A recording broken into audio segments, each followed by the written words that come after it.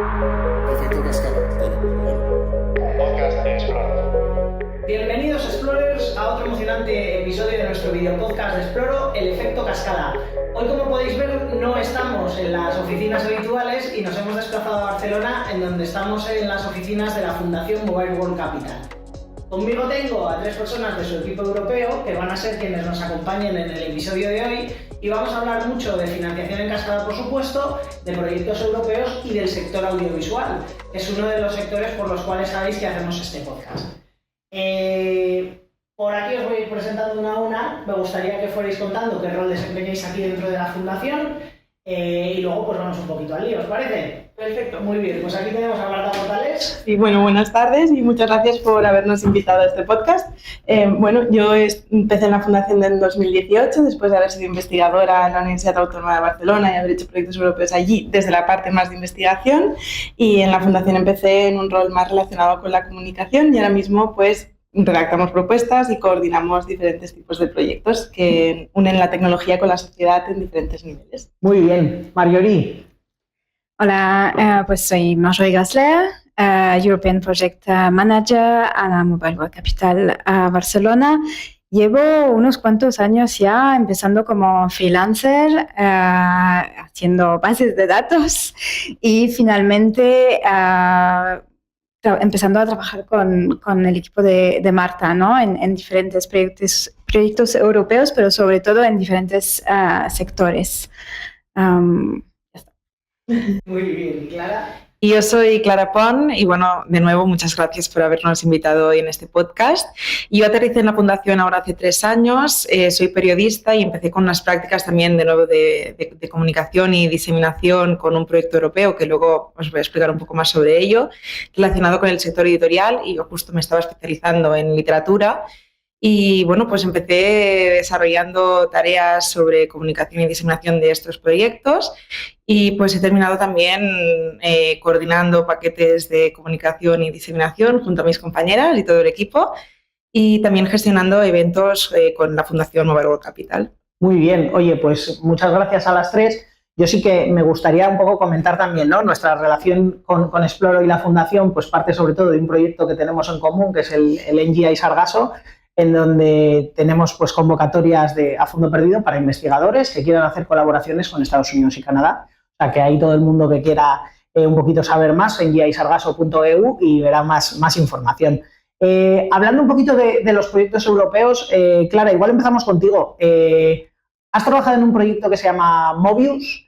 Es un proyecto que ya está terminado, según tengo entendido. Uh-huh. ¿En qué consistía? ¿Qué es lo que habéis estado haciendo ahí? Pues mira, el proyecto, como vosotras ya sabéis, pues terminó este febrero de 2024 y empezó en 2021. Es un proyecto que ya ha tenido una duración de unos 3 años y algo. Este proyecto estaba en Next Generation Media, junto a otros proyectos también se financiaron dentro de ese topic, y justo estaba mucho más vinculado, sí que en media, pero sobre todo en el sector editorial, en cómo poder innovar mediante todas estas nuevas tecnologías que nos están arrollando pues ahora mismo acerca de toda esta interactividad, transmedia y todo esto. Entonces, muy interesante. ¿Y ahí habíais, ¿qué habéis financiado proyectos con los fondos del programa? Un poquito, pues, ¿cómo ha sido? ¿Qué socios estabais? Pues mira, el proyecto estaba coordinado por Eurecat, que es un socio de aquí de Barcelona, un centro tecnológico, y justo no hemos financiado otros proyectos, sino que tuvo una open call al principio del proyecto para poder después desarrollar con esta open call estas soluciones, ¿vale? Esta open call consistía en pedir a los potenciales participantes que escribieran un manuscrito corto, ¿vale? Una historia de fantasía, con la que a posteriori se podría crear una experiencia literaria inmersiva. ¡Qué guay! Exacto. ¿Y ahí qué tal los resultados? ¿Qué proyectos habéis financiado con eso? ¿O qué? Pues no había financiación al respecto, sino que se aprovechaba este manuscrito ganador. Hubieron 3 manuscritos ganadores. El primero fue con el que se desarrollaron estas experiencias literarias inmersivas. Y nada, pues se ha ofrecido a este autor, esta persona que ganó, la posibilidad de ver su obra hecha en una experiencia inmersiva, que pues se han desarrollado imágenes con las que se han hecho proyecciones a nivel europeo en todos los eventos en los que hemos asistido. Hemos asistido en la Frankfurt Book Fair, que es una de las ferias del libro más importantes del mundo, también en la Leipzig Book Fair, en Liber Madrid, la Feria del Libro de Madrid.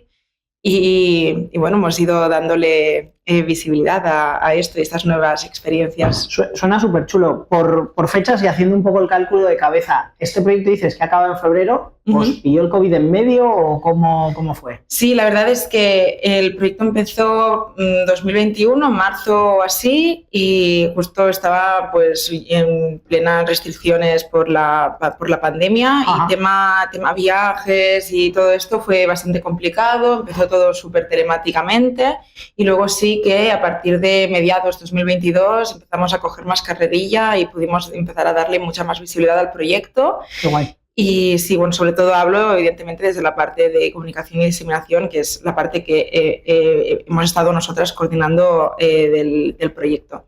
Pero sí. Muy bien. Y si nos tuvieras que decir una parte que más te haya gustado del proyecto, algo que digas, pues en ese proyecto lo que más ha llamado la atención o el resultado más prometedor o algo con lo que te quedarías de esta experiencia.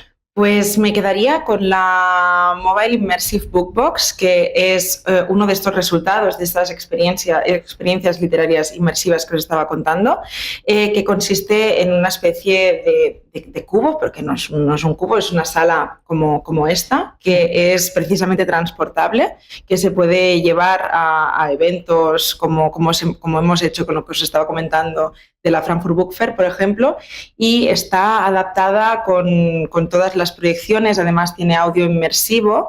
Ajá. Y pues todo el mundo que quiera puede entrar y puede disfrutar de la proyección de esta obra, por ejemplo, de la que ganó este manuscrito en esta primera Open Call que hicimos en el proyecto, y escuchar todo el audio que se ha creado para esta misma obra literaria y disfrutar de ello con todos los sentidos. Qué guay, qué y también, guay. Evidentemente, pues deja una parte deja lugar a la imaginación también. No es que te dé todo masticado, ¿no? Toda la historia con el audio y tal, sino que te da unas imágenes, unos audios y unos inputs que molan muchísimo, son súper guays, y tú puedes entrar ahí y ver, conocer tu historia, la historia que tú te imaginas. La verdad que suena súper interesante. Volviendo un poquito a los temas que tocáis en la fundación, para que conozca también la gente que nos ve y nos escucha a qué os dedicáis, sí que me gustaría que contaseis bien Marta, bien Marjorie, un poquito pues cuál es la misión de esta fundación, qué hacéis en Barcelona, por qué os llamáis Mobile World Capital, qué tenéis que ver con ese evento del que todo el mundo habla, y un poquito pues la razón de ser, ¿no? Perfecto. Bueno, la fundación nació en 2012 y la idea era que el legado de ese evento que dura 3 días se expandiera a lo largo del año y tuviera un impacto pues tanto en la región de Barcelona, pero también a nivel nacional e incluso internacional, que es lo que estamos haciendo con proyectos europeos. De los programas madre que tiene la fundación, ¿no? Tenemos uno relacionado con el Tech Transfer, otro relacionado con el talento digital, uno más relacionado con el observatorio, que sería más estudios más desde la parte de las ciencias sociales o cuantitativos sobre tendencias importantes que están sobre cómo la tecnología está modificando a la sociedad en diferentes niveles. Y el cuarto es Tech for Good, que está relacionado más con proyectos piloto que acercan soluciones tecnológicas a la ciudadanía, ¿no? Entonces, sobre estas 4 grandes verticales que tienen al ciudadano como centro, ¿no? de todas estas acciones, la idea es buscar cómo hacer ese knowledge transfer, ¿no? Esa transferencia de conocimiento a nivel europeo. Uh-huh. Y entre los proyectos pues, más interesantes que tenemos últimamente es que a través del Tech Transfer tenemos un proyecto que está relacionado con el EIC ahora mismo, en el que nosotros apoyamos al EIC en la metodología del Venture Building, de la creación de empresas de una base tecnológica. ¿Qué tal le está siendo esa experiencia? El EIC, pues como es un poco el programa bandera, ¿no? de la Comisión en materia de innovación, ¿Qué tal está siendo? ¿Hay, Bueno, hay transferencia de tecnología o no hay? La hay, transferencia de tecnología? es muy complicada y por eso yo creo que fundaciones, ¿no? o proyectos que son más gubernamentales tienen la capacidad de poder innovar arriesgando mucho, ¿no? En ese sentido. Y al final todas las fases tienen su sentido, ¿no? Porque empiezan con un soft landing de la tecnología, una validación con el mercado, después se pasa un poco al apoyo, ¿no? de estos investigadores que a veces no conocen tanto la parte del mercado, del negocio, ¿no? ¿Cómo de fácil es llevar a un investigador al bueno, mercado? ¿Cómo de fácil o cómo de difícil? Es difícil. Por eso tenemos en el equipo una persona especializada en la parte psicológica de unir a estos perfiles con perfiles con los que puede encajar del mundo de business, ¿no? Entonces, al final se crean equipos desde cero en el cual el investigador, ¿no?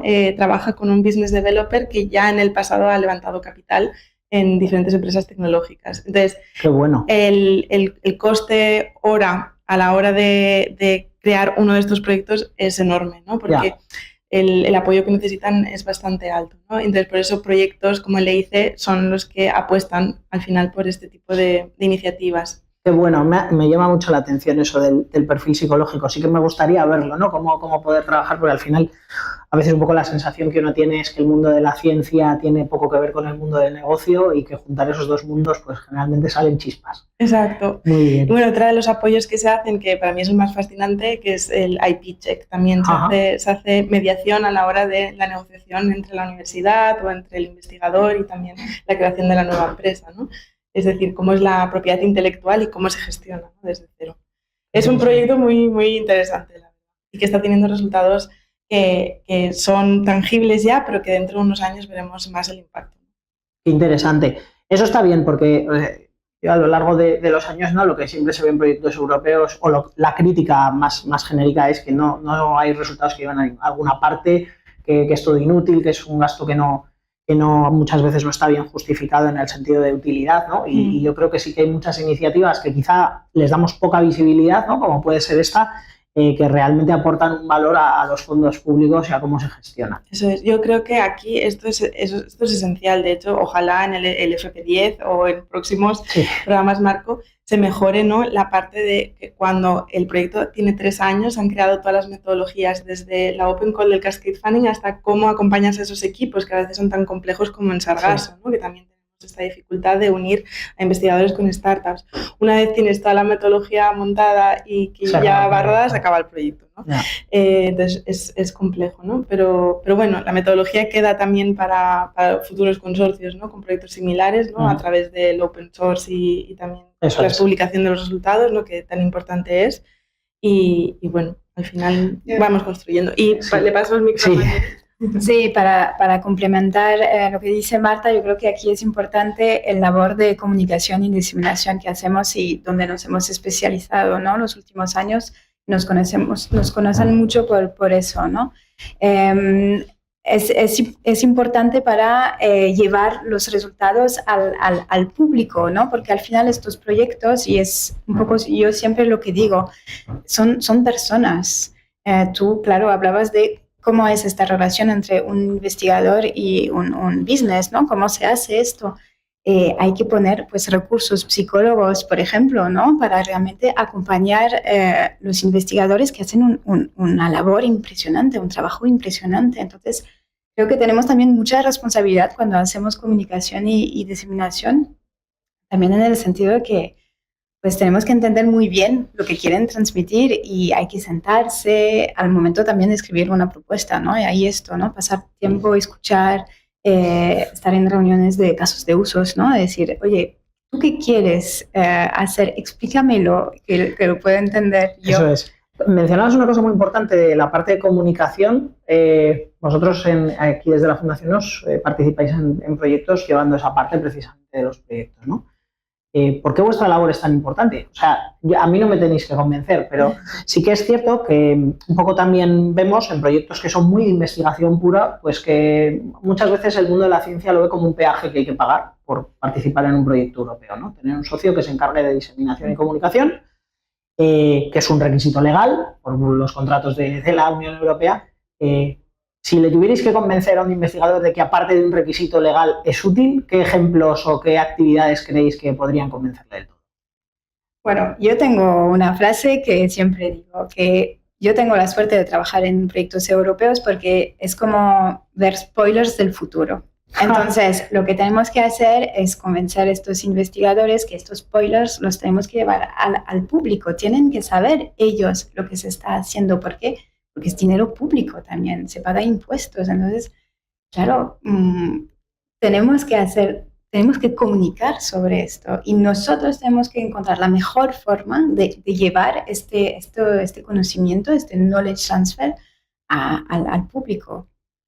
Sí, yo creo que es esencial, ¿no? Porque al final la investigación no se puede quedar en papers, ¿no? De hecho, creo que España tiene el mayor número de papers y el menor número de transferencia de tecnología, ¿no? Entonces, la comunicación hace que esta tecnología llegue antes al mercado, ¿no? Nosotros estuvimos la semana pasada precisamente en el proyecto de 5GNet, que lo lideraba Marjorie. Por primera vez, un coche autónomo sin conductor fue conducido de forma remota durante 6 kilómetros en una autopista que cruzaba Francia y España. Ajá. Entonces, y nos estrelló. Y nos estrelló, afortunadamente. Los investigadores estaban ahí tensos. Entonces, estas historias hay que contarlas, ¿no? Entonces, si no se cuentan, ¿cómo llegan? Claro. ¿no? Está claro. Entonces, al final, hay una parte importante, ¿no? En la comunicación, y hoy en día la comunicación lo es todo. Bueno, aquí estamos haciendo un podcast para llegar más lejos. Y yo creo, no sé si Clara quiere comentar alguna cosa, porque al final, bueno, las tres justo somos periodistas, ¿no? Sí, bueno, sobre todo acerca de lo que estaba comentando Marjorie al principio, esto de acercar este futuro con el que estamos trabajando mediante proyectos europeos, también es como una forma de romper barreras, ¿no? En cierto modo, de estas barreras de la parte pues más de investigación, de tecnología, de cómo llega todo esto al mercado y tal, todo esto se hace mediante comunicación y creo que es tratar de romper estas barreras. Ajá. Yo os quería hacer también una pregunta, pues porque lleváis el nombre que lleváis y porque hemos estado en el evento en Barcelona un montón de años. En alguno de vuestros programas, cuando pues, han venido startups y demás, ¿qué es lo que se llevan? ¿No? Porque al final el Mobile y el 4 Years From Now, que es el evento de la parte de startups, pues atrae un montón de gente de todo el mundo, es un espacio de exhibición muy grande, pero ¿con qué os quedáis vosotras, ¿no? O sea, ¿por qué puede ser bueno colaborar con la fundación de cara también a dar exhibición, ¿no? A aquellas empresas en las que apoyamos los programas? Sí, bueno, a mí me encanta el nombre porque 4 Years From Now es precisamente, ¿no? Las startups que están dentro del Congress y que justo dentro de 4 años veremos, ¿no? Sus innovaciones. Exacto. Entonces es la parte más pues, juguetona, ¿no? Más innovadora del Congress. Está al lado de, ¿no? Esas grandes teleoperadoras, ¿no? Que llevan tantos años desde un sector tan tradicional, y entonces es la parte disruptiva. Entonces nosotros siempre todos los años tenemos un stand, tanto en 4 Years From Now como en el Mobile World Congress, haciendo diferentes tipos de actividades con diferentes targets, ¿no? Por ejemplo, con NJ Sargasso todos los años tenemos algún panel en el que explicamos estas innovaciones. ¿Qué es lo que tienen que entender las startups? Las startups cuando vienen al Congress tienen que tener un growth hacking mindset, ¿no? Con poco dinero conseguir mucho, y al final eso ¿cómo se hace? Pues yo creo que aprendiendo, ¿no? A hablar con todos los stakeholders. Y de hecho, la formación que a veces hacemos en algunos de los programas de aceleración es precisamente cómo enfrentarse a los eventos para sacar el máximo partido, ¿no? Es decir, hay una app de networking dentro del Congreso, sí, explotémosla, ¿no? Creemos nuestro perfil, hablemos con los target stakeholders, digamos, de reunirnos con ellos, porque si vas allí, pues tienes que aprovechar el potencial de las personas. Al final, los eventos presenciales, ¿qué es lo que tienen? El contacto humano. Entonces, sin ese contacto humano no existe comunicación. Está claro. Y tampoco el beneficio de participar en estos eventos, ¿no? Entonces, yo creo que la clave es preparar muy bien cuál es mi objetivo, es decir, qué quiero conseguir yo de ir a ese evento, hablar con tal inversor, intentar vender un proyecto piloto a tal empresa. Es decir, esa es la parte que ellos tienen que decidir, ¿no? O simplemente hacer un benchmark, coger ideas de otras soluciones empresariales, ¿no? Entonces, bueno, las startups pueden sacar muchas cosas. Y lo bonito es que la ciudad de Barcelona pues reúne a todos estos stakeholders durante 3 días, ¿no? que son 3 días que, como bien sabes, son de 8 a 12 de la noche. Eso, o más, sí. Son intensos. Vale, como tips and tricks del Congreso para startups, yo creo que es muy importante que se prepare mucho uno. O sea, no puedes ir al evento y aparecer como una flor. O sea, tienes realmente que aprovechar, como dice Marta, la aplicación o la web. Te puedes enterar de toda la gente que vaya, pero sobre todo prepararse antes todas las citas que quieres tener. Dejarte sorprender, obviamente, para la gente que te puedes encontrar por el Congreso, pero sí que muy importante crear ya el ecosistema antes, porque si no te vas a frustrar mucho, vas a querer hablar con muchas personas y no vas a sacar realmente aprovecho de él. Es buen consejo ese, porque sí que es cierto que el evento es abrumador, o sea, es brutal. Yendo un poquito también por vuestras actividades, también es bueno contar por qué estoy aquí. Claro. A lo largo de estos años, desde la Fundación habéis organizado un evento de networking específico de proyectos europeos en vuestro stand durante el Mobile, durante 2-3 años, no sé cuántos han sido, bueno.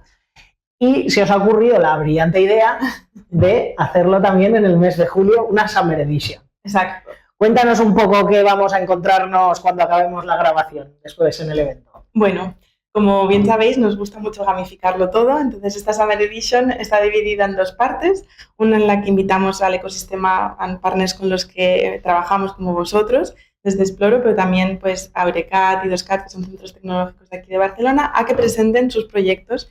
Y hemos organizado un pequeño workshop sobre las frustraciones de trabajar en proyectos europeos, que lo han trabajado desde el equipo. Tenemos un equipo maravilloso aquí en la Fundación que tiene muchísima creatividad, y luego pasaremos pues a un pequeño networking en la terraza, porque claro, hay que aprovechar que la ciudad en verano también ofrece actividades. Efectivamente. Ya os comentaba antes, cuando he llegado de Pamplona, que llevaba sin ver la luz del sol unas semanas, que parece que no se nos arregla el verano por el norte.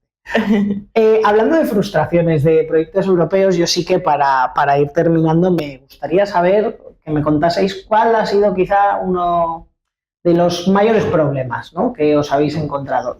Os cuento un poco la dinámica.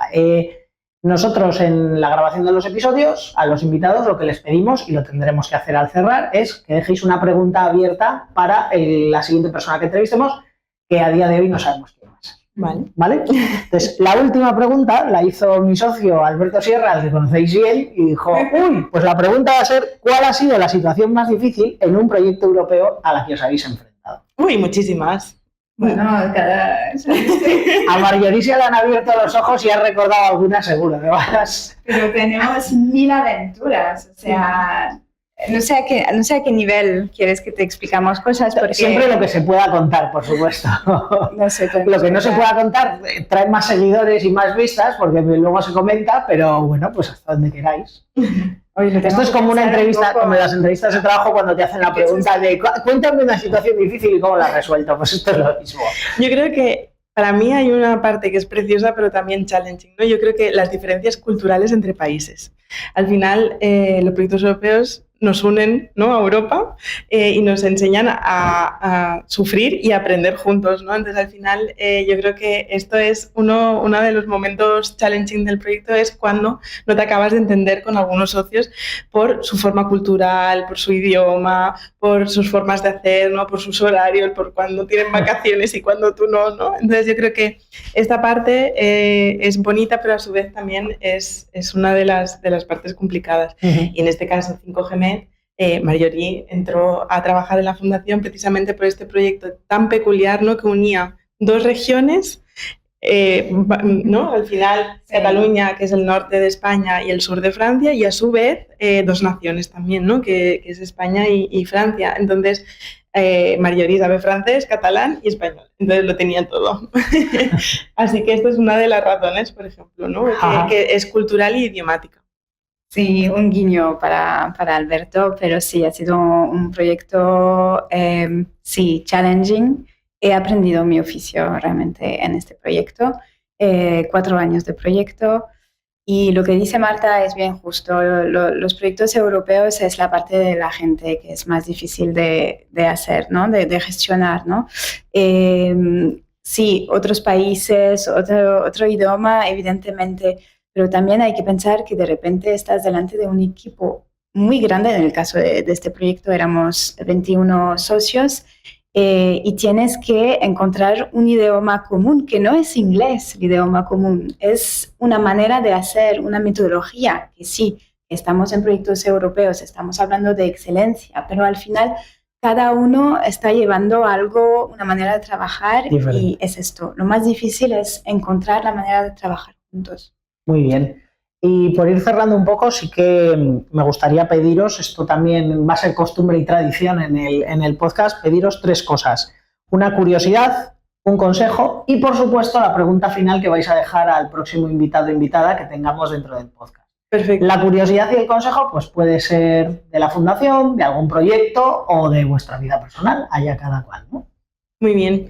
Un consejo, yo creo que bueno, a mí he de decir que me encantan los vídeos de los lunes con el CBTI. Entonces, si alguien está entrando en este mundillo, recomiendo que miréis los vídeos de YouTube que suelen hacer buena divulgación. La pregunta es cómo integrar los Social Science and Humanities en proyectos de tecnología, ¿no? Al final estamos hablando de equipos interdisciplinares y esto es esencial. A ver a quién le va a caer esta pregunta, ¿eh? Y creo que es esencial ponerlo sobre la mesa, ¿no? Porque al final hoy hemos visto la perspectiva de 3 periodistas en proyectos que son altamente tecnológicos. Uh-huh. Y creo que esto es importante. Y luego, una curiosidad.